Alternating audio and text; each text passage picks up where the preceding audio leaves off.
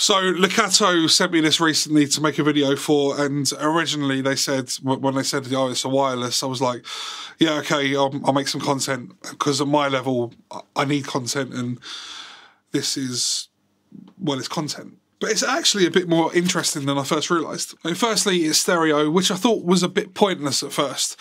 But then I realised that there is actually quite a few different uses for that, mainly stereo keyboards and that kind of thing.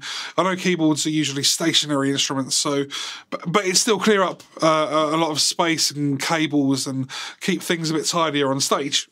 Also, if you're cool enough to play guitar, now you can be in stereo goodness and still run around the stage like Dave Lee Roth. I wish I was as cool as you. And how I might consider using it would be when sending pre-recorded backing sections like synths and samples from our playback unit to the front of house, or to a stereo DI box on stage, again eliminating a couple of cables. I know I might be reaching a little bit here, but it's a wireless and it's just not a huge amount to say, to be honest. So things I like right out of the box, I like that they've colour-coded the transmitter and receiver. It just makes it a lot quicker and easier to determine what goes where.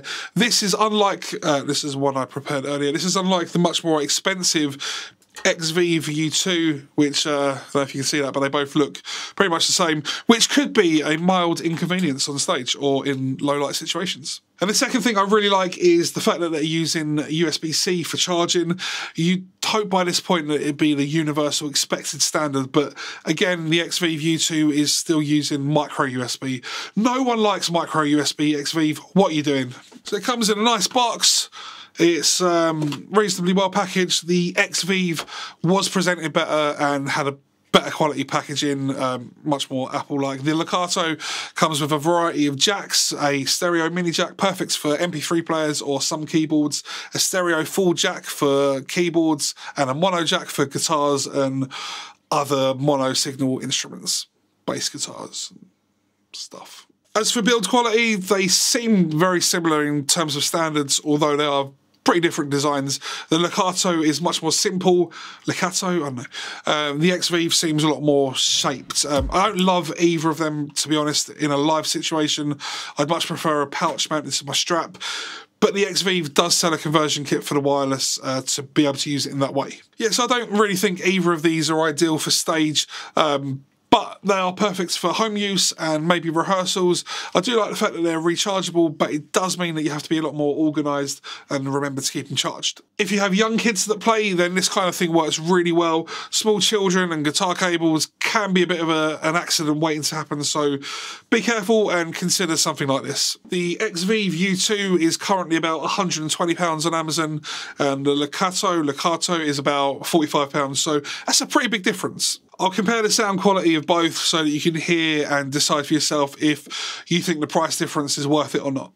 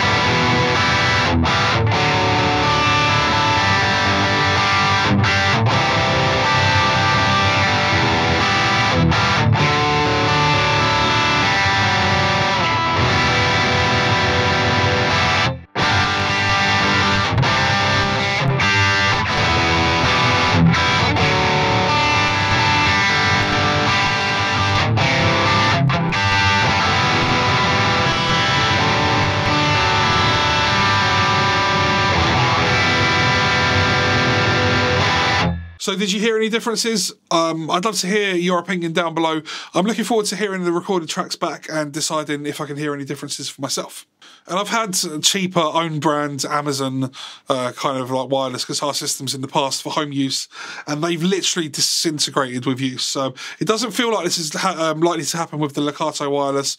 but at least it's branded, so hopefully there'll be some kind of level of accountability if it does go wrong. I made a more in-depth video that you can find just here about the Xvive U2 if you want to do a bit more comparisons of the two units. Thank you so much for watching, and I'll see you in the next video.